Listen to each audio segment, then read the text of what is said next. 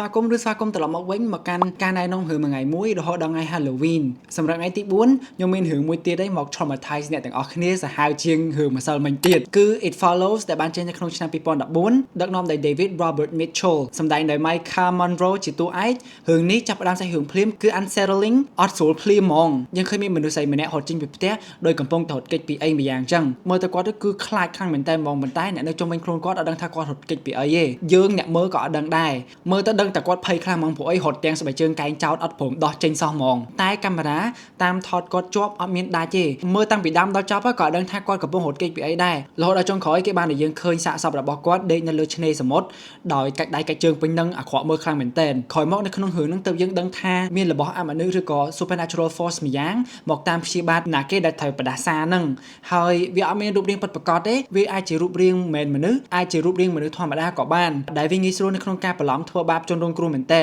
ហើយអត់មានអីអាចបញ្ឈប់វាបានទេក្រៅពីការផ្ទេរបដាសាហ្នឹងតទៅអ្នកផ្សេងទៀតហើយវិធីដែលគេផ្ទេរបដាសាហ្នឹង very mature content មែនតើអញ្ចឹង warning ទៅអ្នកទាំងអស់គ្នាបើសិនជាចង់មើលរឿងនេះជាគ្រួសារគ្រូអីគឺមិនបាច់ទេមើលម្នាក់ឯងទៅប៉ុន្តែអីដែលធ្វើឲ្យរឿងនេះកាន់តែខ្លាំងទេគឺការ build up set the tone របស់រឿងហ្នឹងហ្មងព្រោះអីវាអត់ពឹងផ្អែកទៅលើ jump scares អត់មានពឹងផ្អែកទៅលើការប្រឡាយអីញ៉ៃញ៉ៃទេ creature នៅក្នុងរឿងហ្នឹងអមនុស្សនៅក្នុងរឿងហ្នឹងគឺដើរមួយអត់មានរត់ដេញតាមយើងអីទេប៉ុន្តែទោះបីយើងរត់គេចទៅដល់ណាក៏វានៅតែមករកយើងបានដែរបូករួមទាំង play ដ៏ព្រឺៗនៅក្នុងរឿងនេះទៀតវាបានបង្កើតអារម្មណ៍អសុវត្ថិភាពមួយមកដល់យើងអ្នកមើលនិយាយទៅសាច់រឿងនេះគឺប្លែកខ្លាំងមែនតើ original ខ្លាំងបើអ្នកទាំងអស់គ្នាអត់ដែលមើលពីមុនមកទេគឺគួរតែមើលកុំឲ្យខានហ្មងបើសិនជាអត់ដឹងមើលណាខ្ញុំឃើញគេផុសរឿងហ្នឹង full នៅក្នុង YouTube ហ្មង I don't know why but yeah it's there អីដែលធ្វើរឿងហ្នឹងល្អមួយទៀតនៅពេលដែលមើលរឿងហ្នឹងចប់យើងអត់យល់យើងតែមើលការវិភាគរបស់រឿងហ្នឹងវាកាន់តែមានន័យខ្លាំងជាងមុនទៀតដោយសារតែបើតាមខ្ញុំចាំអត់ខុសបដាសានៅក្នុងរឿងនេះគឺជាការប្រៀបធៀប metaphor ទៅកាន់